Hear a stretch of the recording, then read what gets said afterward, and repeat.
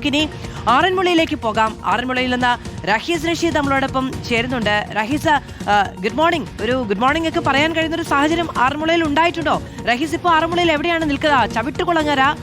ചവിട്ടുകുളത്തെ മഹാദേവ ക്ഷേത്രത്തിന്റെ പരിസരത്താണ് റഹീസ് രാവിലെ നിൽക്കുന്നത്. അവിടുത്തെ ഒരു സാഹചര്യം എന്തൊക്കെയാണ്?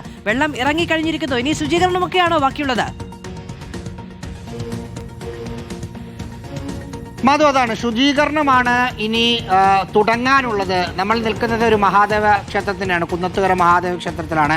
നമ്മൾ ഒന്നാമത്തെ ദിവസം വന്നപ്പോൾ ഈ ക്ഷേത്രം മൊത്തം മുങ്ങിക്കിടക്കുകയായിരുന്നു. അത് ഒരുപക്ഷെ നമ്മുടെ കയ്യിൽ ഫയൽ വിഷ്വൽസ് ഉണ്ടാവുകയും ചെയ്യും. മൊത്തം മുങ്ങിക്കിടക്കായിരുന്നു.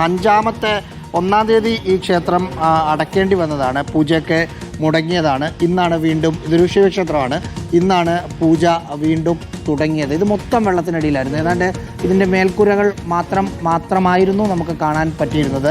ഏറ്റവും അധികം വെള്ളം അഫക്റ്റ് ചെയ്ത ഒരു സ്ഥലമാണ് ഇത്. ഇതുപോലെ ഏതാണ്ട് എല്ലാ സ്ഥലത്തു നിന്നും വെള്ളം ഇറങ്ങുന്നുമുണ്ട്. പൂജാരിയാണ് നമുക്കൊപ്പം ഉള്ളത്.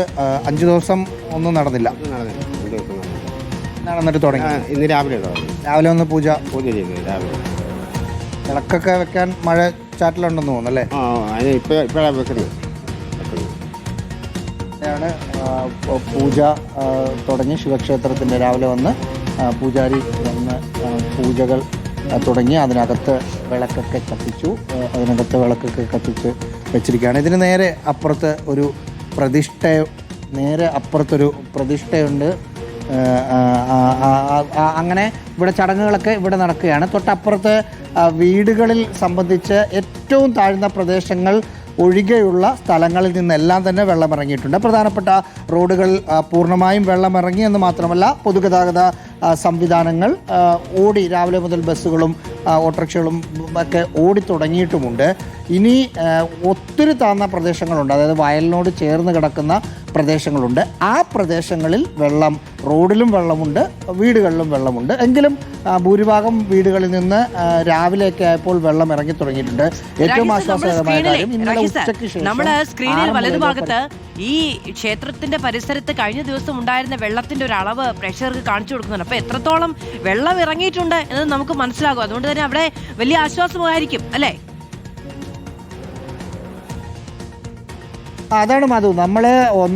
നമ്മളിപ്പോൾ സ്ക്രീനിൽ കാണിക്കുന്ന വിഷ്വൽ എന്ന് പറയുന്നത് തിരുവനന്തപുരത്ത് നിന്ന് നമ്മൾ 1-ാം തീയതി 2-ാം തീയതിയിലെ വിഷ്വലാണ് കാണിക്കുന്നത്. അതായത് ഏറ്റവും അധികം വെള്ളം കയറിയത് 1-ാം തീയതിയാണ്. അന്നത്തെ വിഷ്വലല്ല, 2-ാം തീയതി. അന്നത്തേക്കാൾ കുറച്ചുകൂടി വെള്ളം കുറഞ്ഞ ദിവസമാണ് 2-ാം തീയതി. 1-ാം തീയതി ഇത് മൂടി ഏതാണ്ട് വെള്ളമുണ്ടായിരുന്നു. അത്രയും വെള്ളം ഇറങ്ങിയിട്ടുണ്ട് എന്നതാണ് ആറന്മുളക്കാരെ സംബന്ധിച്ചുള്ള ആശ്വാസം. ഇതും താഴ്ന്ന പ്രദേശമാണ്. ഇത്തരം താഴ്ന്ന പ്രദേശങ്ങളിൽ നിന്നും വെള്ളം ഇറങ്ങി. ഇതിനേക്കാൾ താഴ്ന്ന പ്രദേശം ഉൾഭാഗത്തേക്ക് പോകുമ്പോൾ ഉണ്ട്. ആ ഭാഗത്ത് ഇപ്പോഴും വെള്ളമുണ്ട്. ആളുകൾ ക്യാമ്പുകൾ വിട്ട് രാവിലെ വീട് ക്ലീനിങ്ങിലേക്കും മറ്റും പോകാനുള്ള ഒരു ശ്രമമാണ് നടക്കുന്നത്. ഇന്നത്തോടുകൂടി ഏതാണ്ട് എല്ലാവർക്കും വീടുകളിലേക്ക് പോകാൻ കഴിയും എന്നാണ് നമ്മൾ ഇവിടെ അധികൃതരോട് സംസാരിക്കുമ്പോൾ മനസ്സിലാക്കാൻ സാധിക്കുന്നത്. അത് ഇനി ക്ലീനിങ് പ്രവർത്തനങ്ങളിലേക്കാണ് പൂർണ്ണമായും ശ്രദ്ധ കേന്ദ്രീകരിക്കേണ്ടത്. അത് അടുത്ത മണിക്കൂറുകളിൽ തുടങ്ങുകയും ചെയ്യും ആറന്മുളയിലും പരിസര പ്രദേശങ്ങളിലും.